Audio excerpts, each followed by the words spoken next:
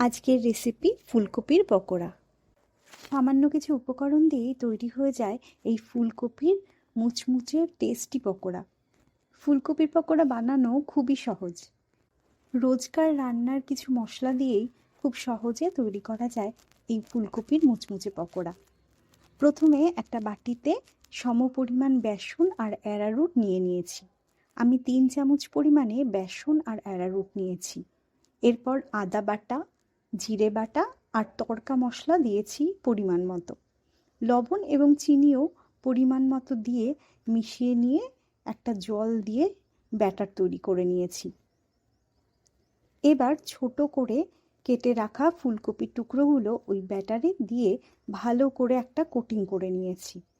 ফুলকপি খুব ছোট ছোট করে কাটতে হবে, তাহলে পকোড়াটা ভালো হবে, মানে ভালোভাবে ব্যাটারে কোটিং করা সহজ হবে এবং খেতেও ভালো হবে।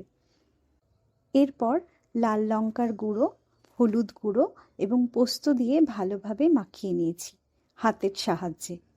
এবার কড়াই গরম করে নিয়ে বেশ খানিকটা সাদা তেল দিয়ে দিয়েছি।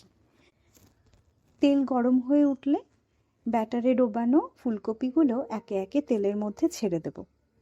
অবশ্যই এই সময় গ্যাসের ফ্লেমটা লো থাকতে হবে। একদিক গোল্ডেন ব্রাউন হয়ে এলে পরে তারপরে উল্টো পিঠটা উল্টে দেবো। অপর দিকও খুব ভালো করে ব্রাউন হওয়া পর্যন্ত ভাজতে হবে। ব্যাস, তৈরি হয়ে গেল গরম গরম মুচমুচে টেস্টি ফুলকপির পকোড়া। শীতের সময় চায়ের সাথে বা কফির সাথে দারুণ লাগে এই ফুলকপির পকোড়া।